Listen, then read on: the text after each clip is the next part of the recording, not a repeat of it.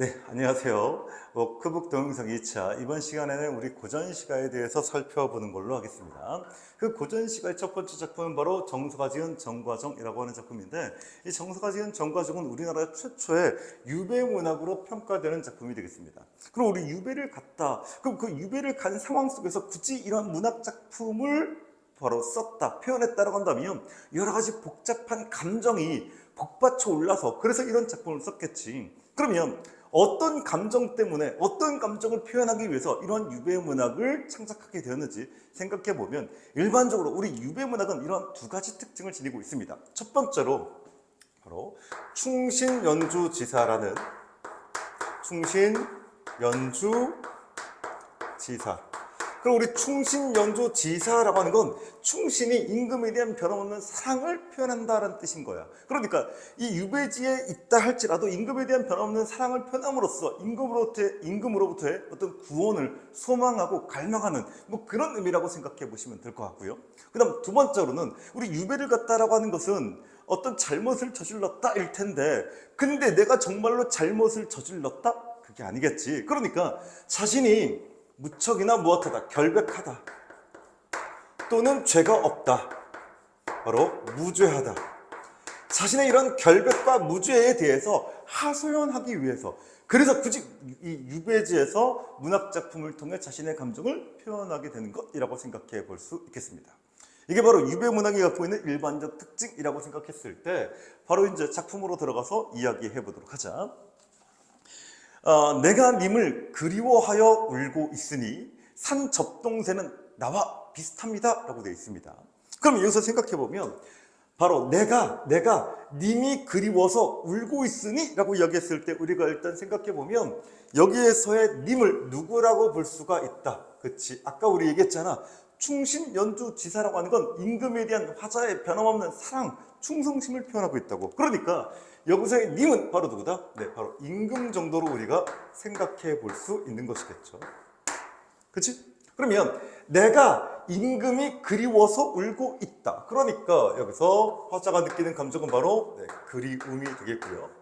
그러면 임금을 그리워한다라고 하는 건 결국 다시 말하면 이걸 우리는 충신연주지사의 모습이 나타나고 있다라고 하는 걸 설명해 볼 수가 있는 거라고. 그치? 그런데 이러한 나의 모습과 접동새가 같다, 비슷하다라고 얘기를 했단 말이야. 그러면 여기서 우리가 생각해 볼 수 있는 게 접동새도 그러니까 접동새도 나처럼 무엇하고 있다, 어떤 그리움에 눈물을 흘리고 있다라고 말하고 있는 것이겠지. 그러면 우리가 정규 수업 시간에 얘기했던 바로 이건 뭐야? 자연물이야. 그러면 이런 자연물을 통해서 화자의 님에 대한 그리움의 정서를 표현하고 있었던 거잖아. 이걸 우리는 네 글자로 뭐라고 한다고 했었죠? 그쵸. 이걸 우리는 바로 뭐라고 한다? 감정이입이라고 한다. 그러니까 얘는 접동새 소리가 들리는데 그 접동새 소리가 어떻게 들렸던 거야? 바로 그리움에 울고 있는 소리처럼 들렸던 거야. 그치? 근데 얘들아, 실제로 이 새가 어떤 대상에 대한 그리움 때문에 슬피 울고 있다라고 그렇게 확정적으로 말할 수 있을까? 아니지. 그건 바로 내가 그러한 감정 속에 휩싸여 있기 때문에 그 새의 소리가 그렇게 들렸던 거다. 그러니까 이건 나의 이러한 감정이 새에게 무엇이 돼 있다? 바로 감정이 이입되어 있다라고 볼 수가 있겠습니다. 그렇죠? 이거 감정이입이다라고 하는 건 무척이나 중요한 편상의 특징이기 때문에 여러분들이 알아둘 필요가 있겠고, 그러면 이 감정이입이라고 하는 것이 성립하기 위한 전제 조건 그 두 가지가 있는데 그 두 가지가 바로 뭐냐면, 첫 번째로는 얘들아, 우리 감정이 이입됐다라고 얘기를 하려면 무조건 나의 감정과 어떤 대상의 감정이 무조건 어때야 돼? 같아야 돼. 왜? 내 감정을 집어넣었으니까. 그러니까 당연히 내가 느끼는 감정과 대상이 느끼는 감정은 바로 같을 수밖에 없어야겠죠. 그렇죠? 그 다음 두 번째로, 그러면 내 감정을 집어넣었어. 그러니까 어떤 그 대상은, 자연물은 바로 나의 감정을 간접적으로 드러내고 있다. 그런데 우리 자연물이라고 하는 것은 얘들아, 어떤 감정을 드러낼 수 있니? 없잖아. 그치? 그러니까 바로 어떤 표현법이, 바로 의인법이 쓰였다라고 생각해 볼 수가 있겠습니다.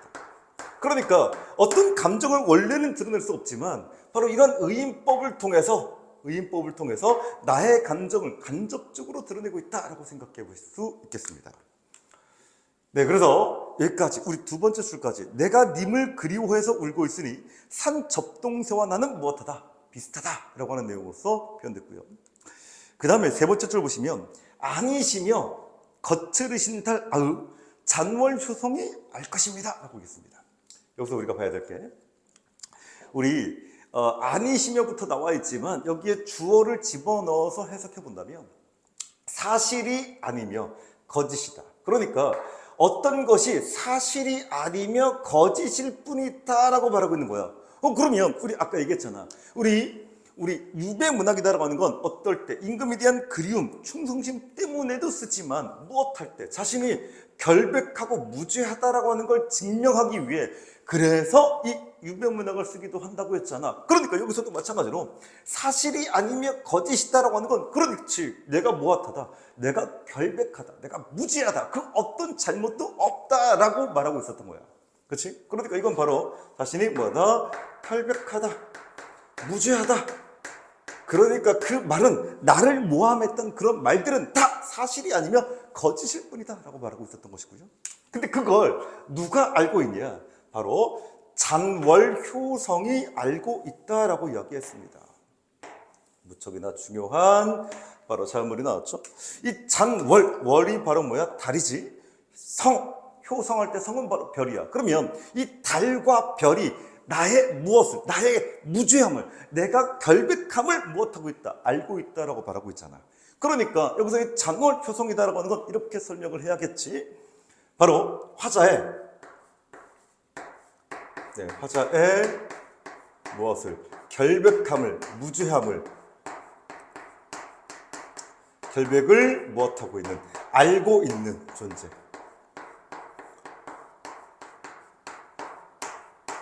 화자의 결백을 알고 있는 또는 결백을 밝혀줄 그런 대상으로서의 신적 존재라고 봐야겠지. 그러니까 우리 신이라고 하는 건 절대적 존재라고 하는 건 그 모든 것을 다 알고 있으니까. 그러니까 신께 맹세합니다. 내가 죄가 없음을 뭐 그런 의미라고 생각해 보시면 되겠습니다. 그래서 여기서 이 잔월효성이다라고 하는 건 화자의 무엇을? 결백을 알고 있는 존재로서의 천지신명이다. 신적 존재다라고 하는 걸 여러분들이 생각해 두는 거 무척이나 중요하고요. 그래서 우리 여기까지도 이 작품의 전적인 주제가 다 나와 있는 거야. 뭐가? 임금에 대한 변함없는 충성심, 그리고 바로 화자의 결백을 드러내고 있는 것. 그렇죠? 그 다음에는 계속해서 그러한 내용들의 반복이 되겠습니다. 읽어볼게요. 넋이라도 님과 함께 있고 싶다.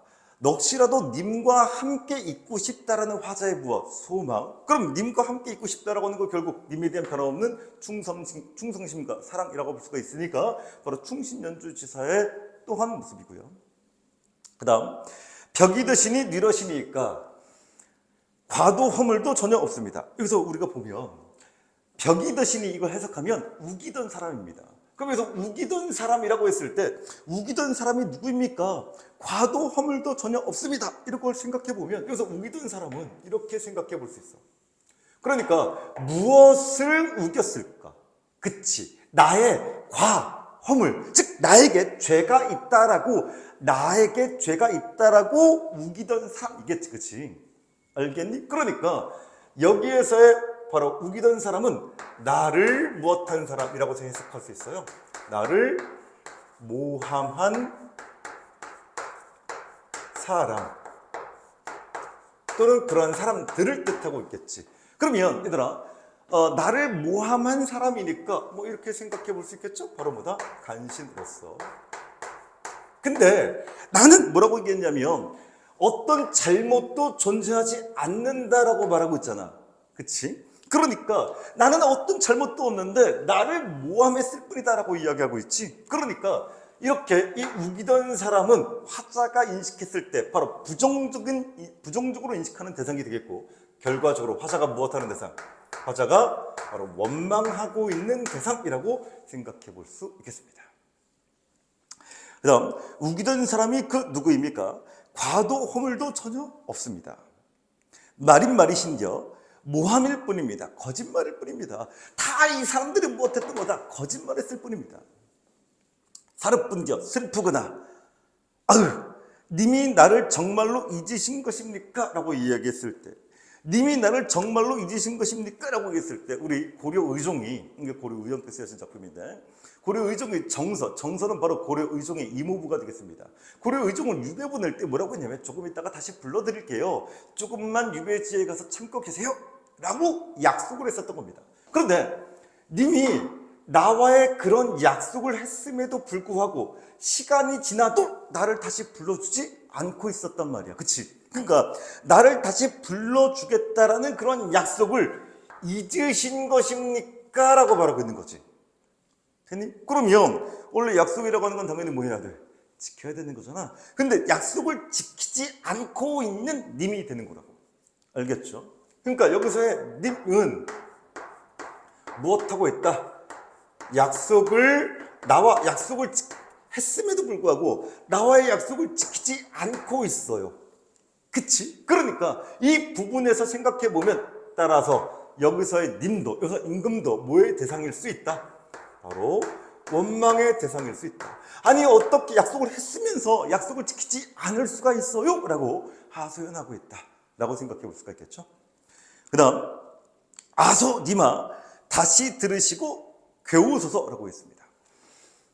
여기서 우리 아소라고 하는 말이 나왔는데 얘들아, 이 아소라는 말이 나왔는데 이 아소라고 하는 건 뭐라고 생각하면 돼? 얘들아, 감탄사 정도로 생각하면 돼. 바로 뭐다? 네, 감탄사.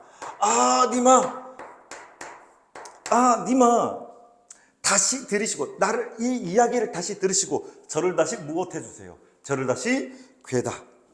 그래서 우리 괴다라고 하는 것은 바로 사랑하다라는 뜻입니다. 그래서 우리 괴다라고 하는 건 사랑하다는 뜻인데 옛날에 사랑하다라는 말은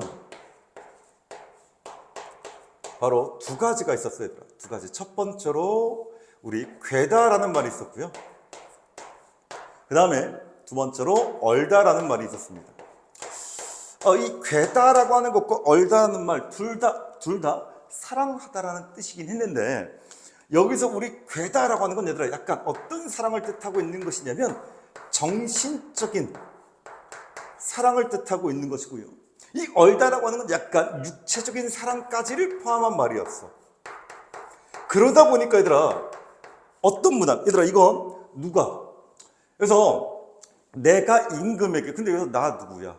바로 나 누구야? 정서잖아. 남자잖아. 그러면 이 신하가 임금에게 사랑한다라고 표현하는 것은 당연히 얼다라고 표현하면 안 되겠지, 그치? 그러니까 보통 양반 문학 또는 귀족 문학에서의 사랑이다라고 하는 표현은 보통 괴다라는 말로 사용이 됐고요. 좀 더 그 평민 문학에 있어서의 좀 더 진솔한, 솔직한 그런 감정 표현을 이야기할 때는 바로 얼다라는 말을 사용하기도 했습니다. 알겠니? 하지만 우리 귀족 문학이나 양반 문학들이 좀 더 많다 보니까 어떤 말들이, 이 괴다라는 말들이 많이 사용됐고요. 이 얼다라는 말은 좀 더 제한적으로 사용됐었던 말이라고 생각하시면 되겠습니다.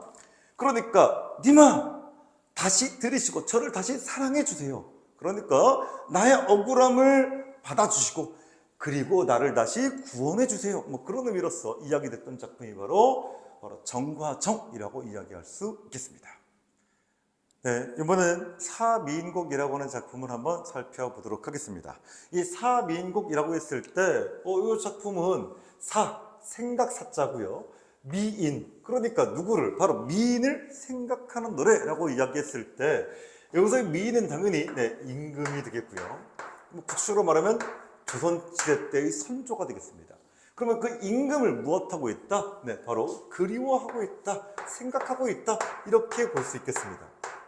그러면 임금을 생각하고 있는 노래로서의 이 작품은 바로 글래갈레는 가사인데, 그럼 왜 임금을 그리워하고 있는 것이냐 생각해 보도록 하겠습니다.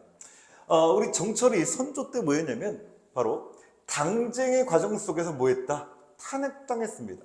당쟁의 과정 속에서 탄핵당해서 그래서 어디로 쫓겨가게 되었냐면 바로 전남 창평이라는 곳으로 가게 되었습니다.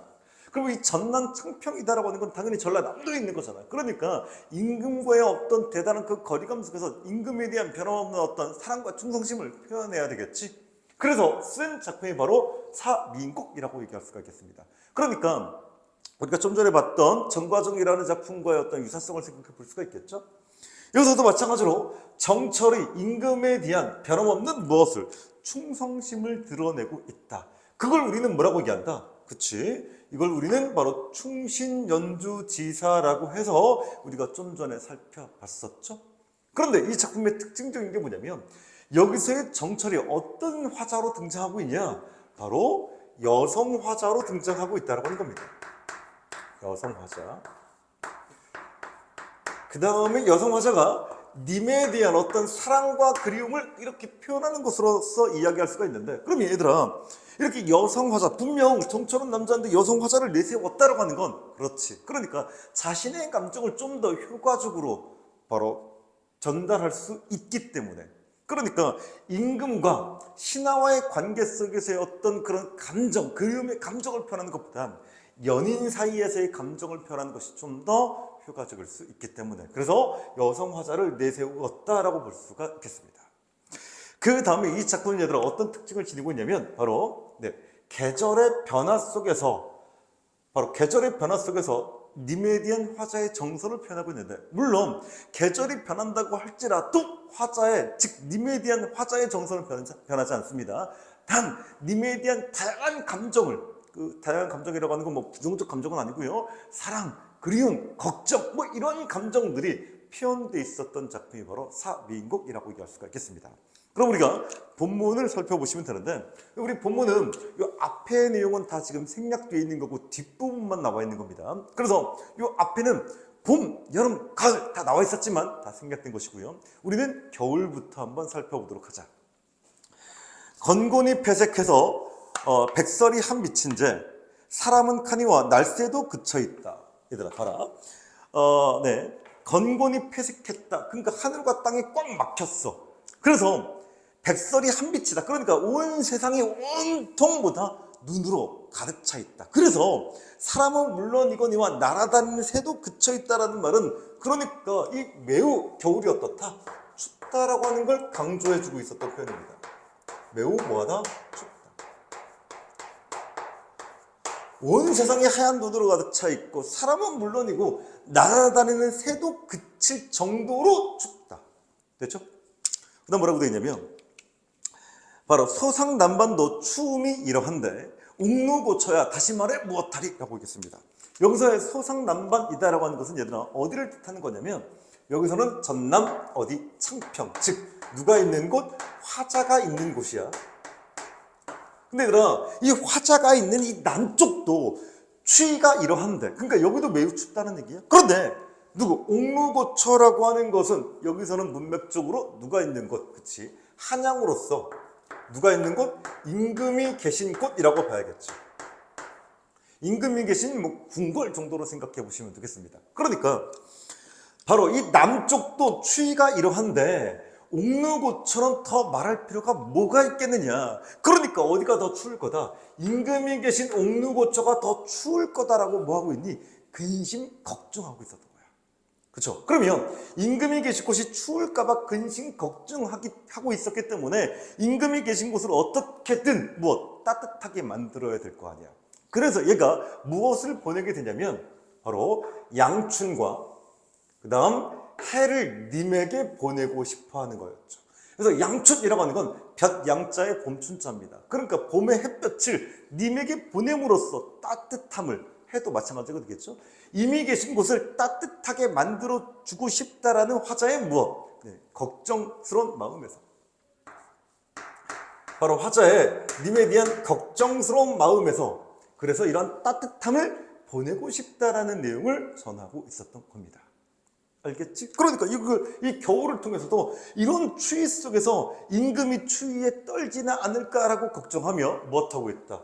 이런 것들을 보내고 있다라고 얘기를 했으니까 당연히 임금에 대한 어떤 사랑의 감정을 표현하고 있다라고 얘기할 수가 있겠지. 그런데 여기서 우리가 중요하게 생각해 둬야 되는 어떤 표현상의 특징을 이야기할 수 있을 것 같습니다. 뭐라고 했냐면 얘들아 양춘이다라고 하는 건 얘들아 봄의 양자, 봄춘자, 봄의 햇볕을 뜻하는 거야. 근데 우리 봄의 햇볕을 뭐 한다? 부채질해서 무엇한다? 보낸다. 근데 얘들아 생각해봐. 우리 봄의 햇볕을 부채질해서 보낼 수 있을까?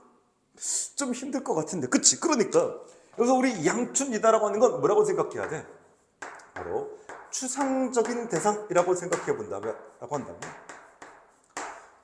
근데 그것을 마치 어떤 사물인 것처럼 무엇한다 얘들아 보낸다라고 말하고 있는 거잖아. 그치?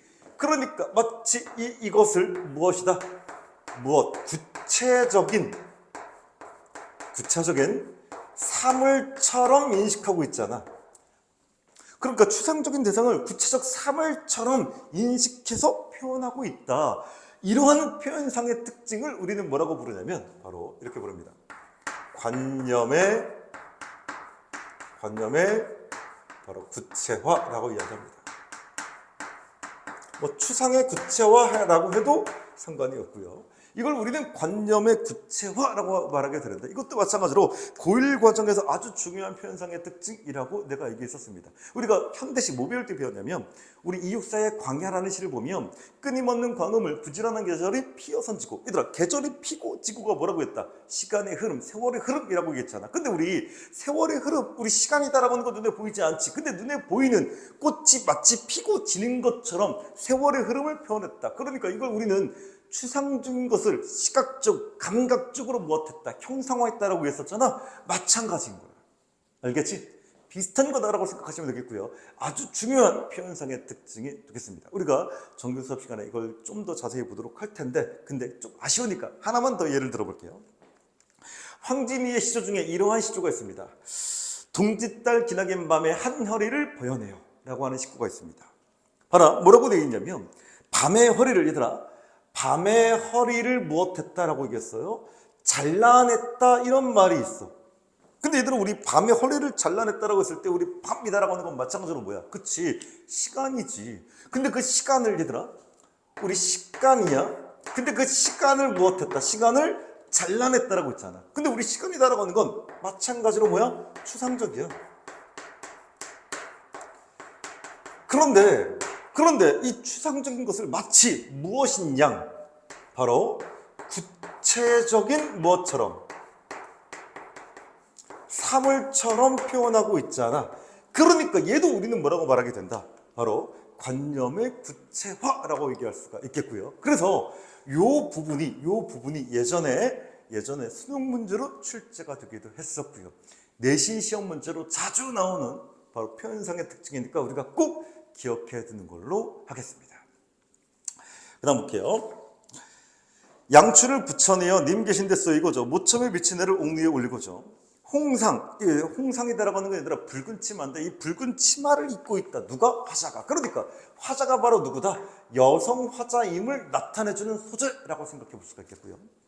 홍상을 님이 쳐거 취슈를 반만 걷어 취슈는 바로 푸른 소매인데 푸른 소매를 반만 걷어 일모슈르게 생각도 많기도 많구나. 짧은 애 쉬지고 긴 밤을 꼿꼿이 앉아 청등을 걸어둔 곁에 전공우 놓아두고 꿈에나 님을 보려 탁 받치고 비껴 앉아있으니 앙금도 차기도 차구나 이 밤은 언제 슬고. 그러니까 얘들아 앙금이라고 했을 때 이건 원앙금침의 준발이라고 생각하면 돼. 알겠지? 그래서 원앙은 알지? 어떤 원앙이다라고 하는 건 부부간의 어떤 사랑을 상징하는 어떤 차물이라고 생각해 보시면 되겠고요.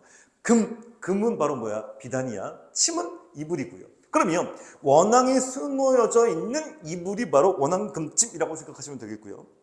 차기도 차구나. 차다. 얘들아 그 이불이 차갑게 느껴진다라고 하는 건 그치. 그러니까 님과 함께 있지 못하고 외롭고 쓸쓸하게 혼자 있다 보니까 그러니까 어떻다라고 생각하게 되는 겁니까? 차다라고 말하게 되는 거고요. 이 밤은 언제 셀꼬라고 얘기했죠. 이 밤은 언제 셀꼬라고 하는 건 그러니까 그런 혼자 있는 독수공방의 그런 외로움의 시간이 빨리 가겠니? 느리게 가겠니? 당연히 느리게 천천히 가겠지. 그러니까 그 독수공방의 어떤 외로움을 상징하고 있다, 드러내고 있다라고 생각하시면 되겠습니다. 하루도 12때 한 달도 30날 적은도 생각 마라 이 시를 믿자 하니 마음에 맺혀서 골수에 사무쳤으니 라고 되어 있습니다. 뭔 얘기냐면 얘들아 옛날에는 하루가 몇 시간이었어? 하루가 12시간. 그치. 그래서 하루도 12대라고 하는 건 하루 종일이라고 생각하면 됩니다. 알겠죠? 한 달도 30날, 한 달도 30일이다. 됐니? 그러면 하루도 12대, 한 달도 30일 동안 무엇했다? 바로 생각과 시름이 가득했다. 됐니? 그러면 이 생각과 시름이다라고 하는 건 결국 바로 그리움을 나타내주고 있는 것 아닐까? 그러니까 임금에 대한 그리움을 갖고 있었는데 언제? 하루 종일 한 달 내내. 그치? 그러니까 이 그리움의 크기가 얼마나 한지를 나타내주고 있었던 거야. 그러니까 단 한시도 님을 잊지 못하고 있는 화자의 모습을 나타내고 있다고 생각하시면 되겠죠. 그래서 편작이 10명이 온다 할지라도 이 병을 어찌하리 라고 하겠습니다. 일단 우리 편작이다라고 하는 건 얘들아 중국에 죽은 사람도 살린다라고 하는 명의야. 근데 우리 여기서 편작이다라고 하는 건 얘들아 진짜 편작이라기보다는 유명한 의원 정도로 그냥 간단하게 이야기하도록 하고요. 그러니까 어떤 대단한 의원이 온다 할지라도 즉 10명이 온다. 근데 얘들아 편작이 10명씩이나 온다라고 하는 것 얘들아 얘는 당연히 죽었어요. 실제로 올 수 없겠지. 근데 편작이 10명씩이나 온다라고 하는 건 당연히 뭐야? 과장법이겠죠. 그 다음에 10명이 온다라고 하는 건 실제로 오는 게 아니라 그 상황을 가정하고 있는 거죠. 그러니까 이런 과장과 과정을 통해서 무엇하고 있다?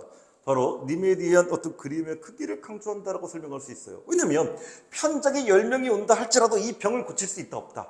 없다. 그 어떤 사람이 온다 할지라도 이 병을 고칠 수 있는 의원은 존재하지 않는다라고 말하고 있는 것이니까 이런 과장과 가정을 통해서 님에 대한 그림을 나타내고 있는 것이겠죠. 이 병을 어찌하리? 얘들아 그럼 이 병은 바로 어떤 병이야? 그치, 바로 님에 대한 그리움으로 인해 생긴 바로 상사병이 되겠죠. 너무나 보고 싶어서 너무나 사랑하니까 생긴 병이라고 생각하시면 되겠습니다. 따라서 이 병은 뭐라고 했냐면 어와 내 병이야 님의 탓이로다. 그러니까 이 병은 님에 대한 그리움 때문에 생긴 병이니까 님 탓이다 라고 말하고 있었던 것이고요. 근데 얘는 뭐라고 했냐면 차라리 씨어디어 범납이 되오리라.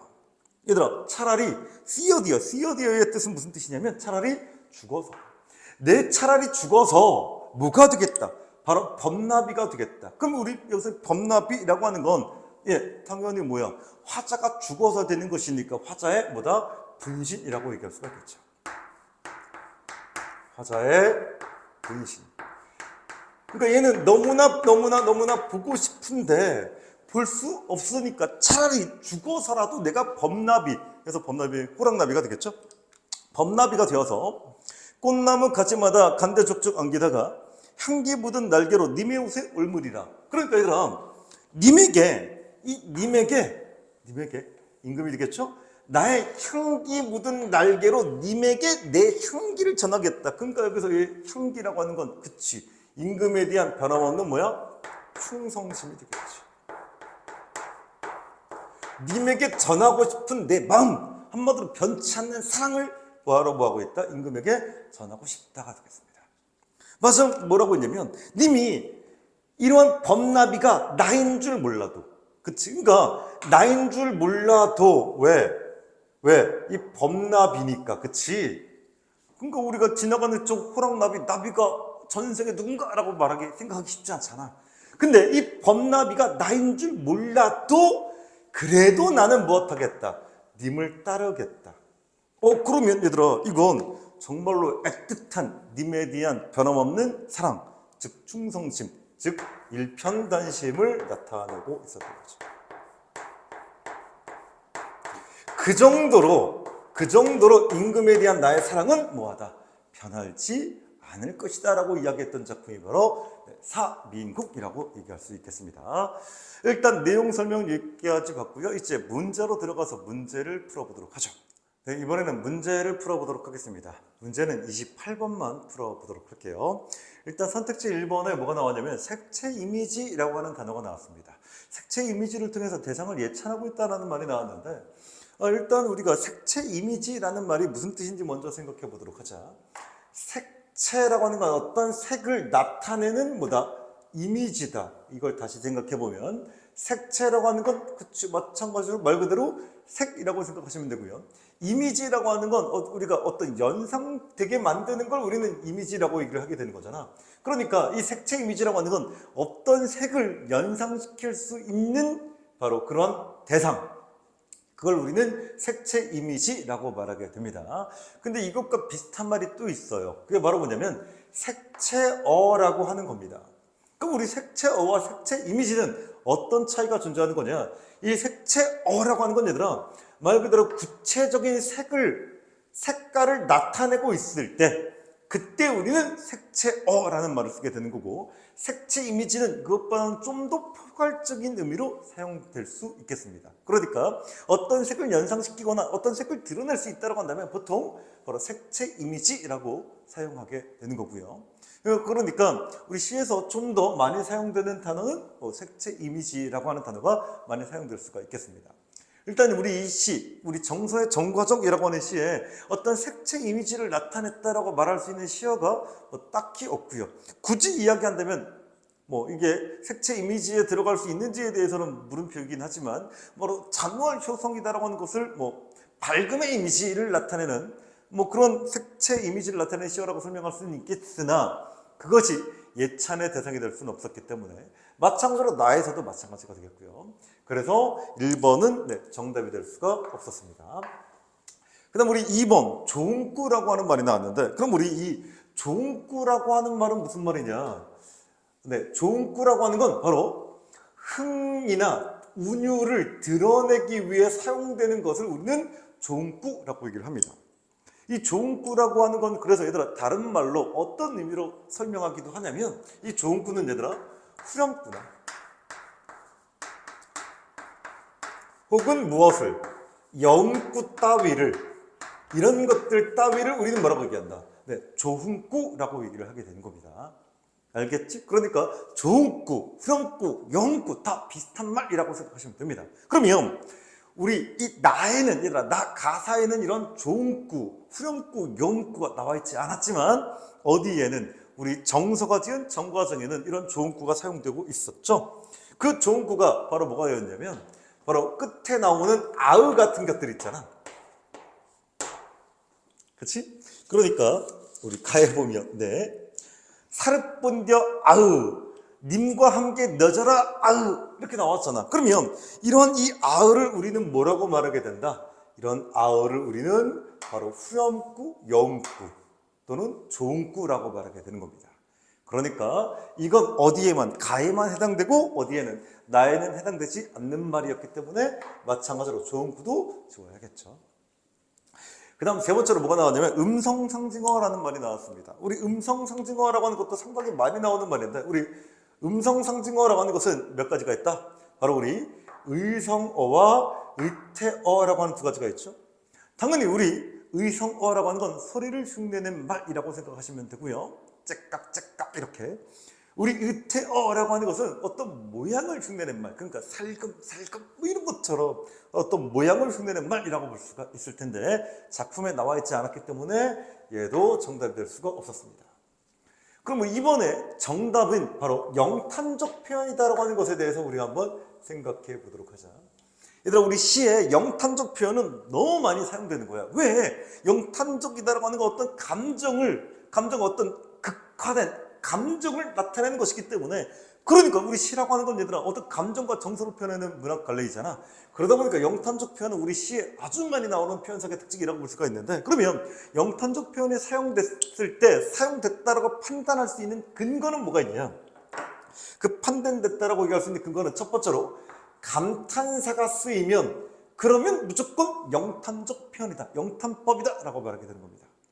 두 번째, 감탄형 종결 어미가 사용되면 그러면 우리는 영탄법이라고 말하게 되는 겁니다. 그러니까 우리 영탄적 표현의 전제 조건은 이 두 가지가 사용됐을 때 우리는 영탄법 또는 영탄적 표현이라고 말하게 되는 겁니다.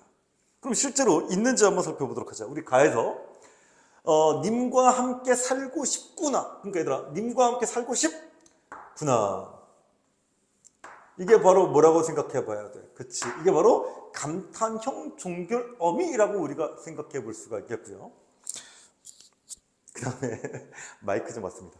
선생님, 그리고 이번 주에는 머리를 올렸죠? 저번 주 머리를 내렸을 때는 분명히 드라이 했을 때는 이 정도면 괜찮겠다라고 생각하고 머리를 내려봤는데 아닌 것 같습니다. 머리 올리는 게 훨씬 더 그리고 다시 한번 얘기하지만 동영상보다는 실물이 좀 더 낫다는 거, 조금 더 낫다는 거 다시 한번 말씀드리고요. 그다음에 일단 감탄형 종결음이가 여기 나와 있고요. 그 다음에 뭐가 나왔냐면 아소니마 할 때 이 아소 같은 경우 뭐다? 바로 감탄사라고 얘기할 수가 있겠고요. 마찬가지로 어디에 우리 사미인곡의 어와 내 병이야 이님이 탓이로다 할 때 그 어와 같은 경우도 마찬가지로 뭐다? 감탄사로 생각해 볼 수 있었습니다. 그러니까 이러한 감탄형 종결음이 감탄사 이런 것들을 통해서 우리는 영탄적 표현에 사용됐음을 확인할 수 있었기 때문에 정답은 바로 3번으로 설정할 수 있었습니다.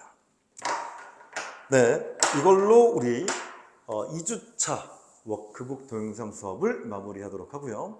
여러분들이 동영상 수업을 듣고 여기에는 얘들아 정규 수업과 연관되는 내용들이 상당히 많이 나와 있어. 그러다 보니까 여러분들이 이 워크북 공부를 할 때 필기도 하고 좀 더 적극적으로 공부할 필요가 있을 것 같습니다. 네, 이것으로 수업 마무리하도록 할게요.